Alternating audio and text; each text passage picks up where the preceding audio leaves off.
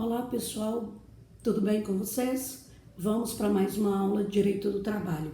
Hoje nós vamos falar sobre férias. Férias é o período que o empregado mais gosta dentro de uma empresa. Então, a gente precisa entender que o fato dele gostar não dá a ele determinados direitos que algumas pessoas acham que tem. Então, vamos começar a entender um pouquinho esse instituto? Férias é um instituto que é colocado dentro da CLT num caderno específico de saúde do trabalhador.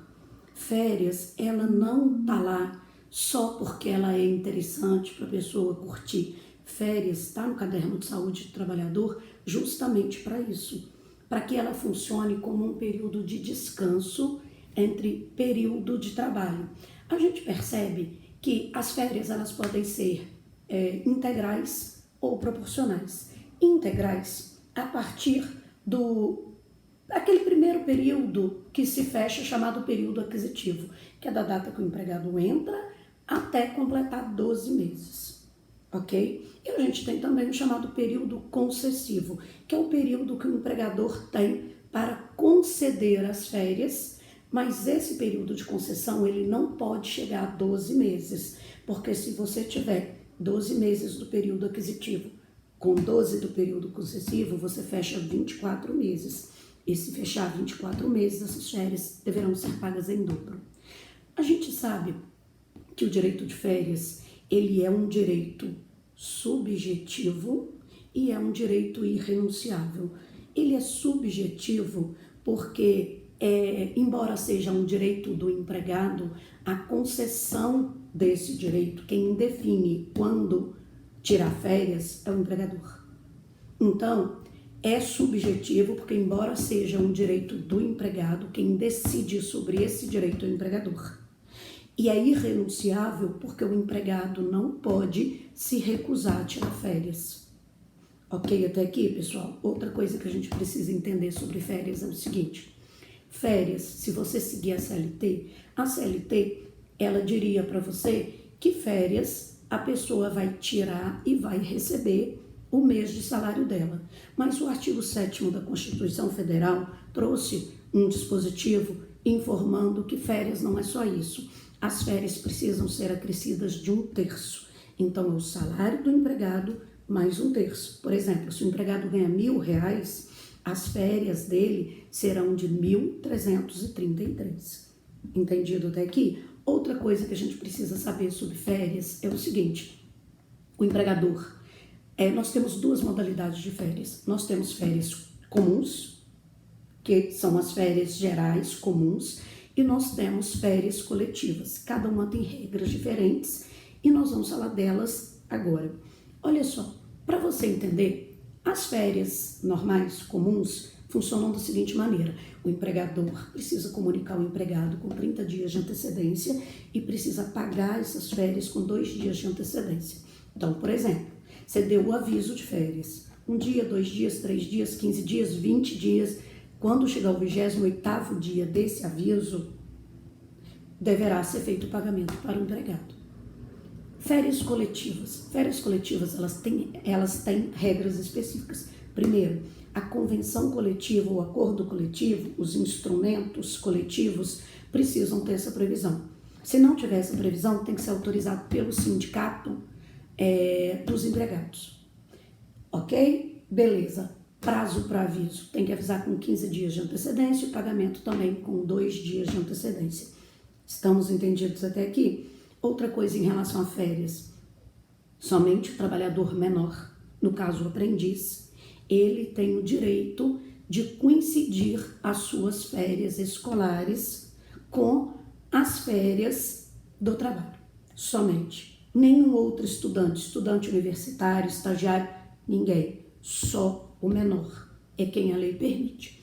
Outra coisa que a gente precisa ter ciência também são pessoas casadas que trabalham, ou parentes que trabalham numa empresa. Podem tirar férias juntos? Podem, desde que o empregador autorize e desde que não comprometa o funcionamento da empresa.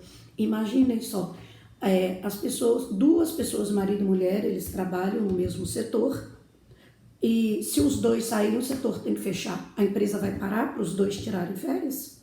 Não funciona assim.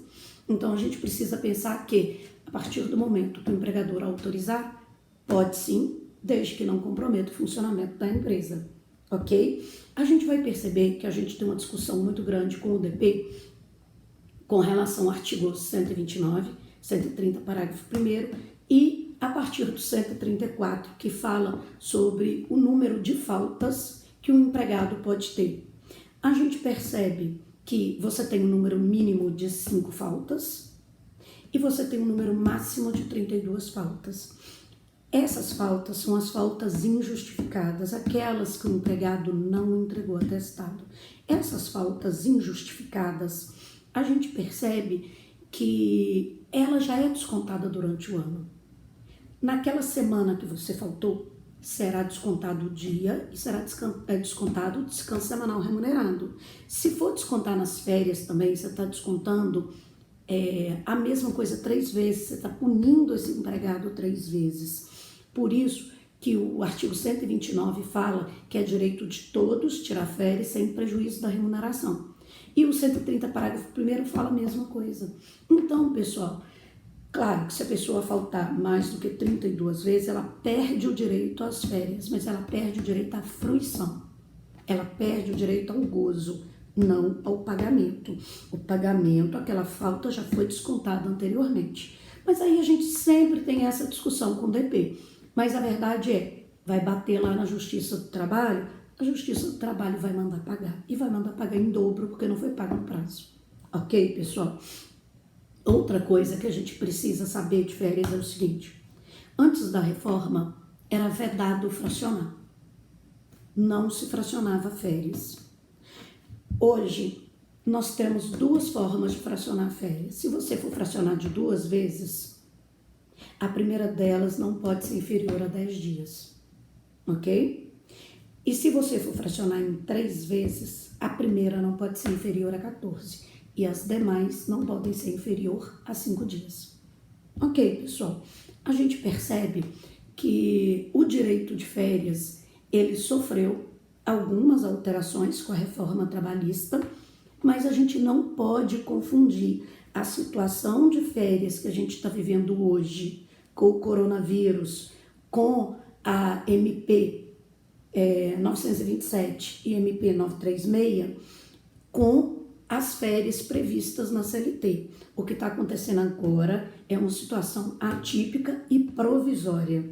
O que vai permanecer é exatamente o que eu acabei de falar para vocês, que é a situação de férias prevista a partir do 129 até o 148 da CLT.